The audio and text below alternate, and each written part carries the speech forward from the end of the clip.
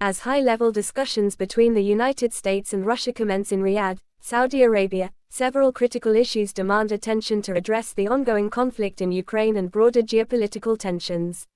Insights from experts such as Michael Kaufman, Richard N. Haas, and Michael Slobodchikov highlight the following key areas for U.S. negotiators to prioritize.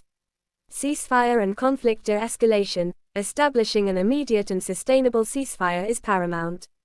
Michael Kaufman, an American military analyst specializing in Russian armed forces, emphasizes that the Russian military was unprepared for a prolonged conflict in Ukraine, suggesting potential openness to de-escalation. Negotiators should leverage this to halt hostilities and create a conducive environment for peace talks. Inclusion of Ukrainian representation. The absence of Ukrainian officials in the initial talks has raised concerns. Richard N. Haas, President of the Council on Foreign Relations, underscores that any resolution lacking Ukraine's involvement could undermine its legitimacy and sustainability. Ensuring Ukraine's active participation in subsequent negotiations is essential for a credible peace process. Territorial integrity and sovereignty. Respecting Ukraine's territorial boundaries remains a contentious issue. Michael Slobodchikov, a political scientist specializing in Russian foreign policy, notes that Russia's regional ambitions challenge existing international norms. U.S. negotiators must advocate for the restoration of Ukraine's sovereignty over its internationally recognized borders to uphold the international order. Security guarantees and assurances. To prevent future escalations, robust security guarantees for Ukraine are necessary. This could involve international peacekeeping deployments or security assurances from NATO members. Establishing clear deterrents against further aggression is crucial for regional stability.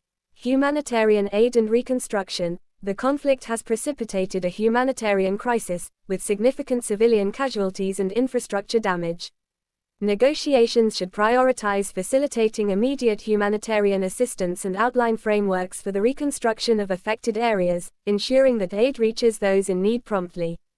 Economic sanctions and relief. The imposition of economic sanctions has profoundly impacted Russia's economy.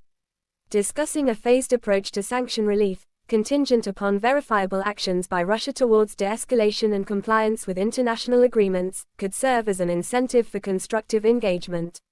Nuclear non-proliferation and arms control. The conflict has heightened concerns regarding nuclear security. Revisiting and reinforcing arms control agreements, such as the New START Treaty, is imperative to prevent nuclear escalation and promote global security. Energy security and resources. Europe's reliance on Russian energy exports has geopolitical implications. Diversifying energy sources and routes, as well as discussing the future of energy cooperation, are vital to reduce susceptibility to energy coercion and ensure energy security for U.S. allies. Cybersecurity and information warfare. The utilization of cyber attacks and disinformation campaigns has exacerbated tensions. Establishing norms and agreements to curb cyber warfare and promote information integrity is essential to prevent further destabilization. Human rights and political freedoms. Addressing human rights violations and advocating for political freedoms within Russia and occupied territories is a moral imperative. Raising these issues reinforces the U.S. commitment to democratic values and international human rights standards. By focusing on these critical areas, U.S. negotiators can work towards a comprehensive and lasting resolution to the conflict, addressing both immediate concerns and underlying issues that have fueled tensions between the United States and Russia.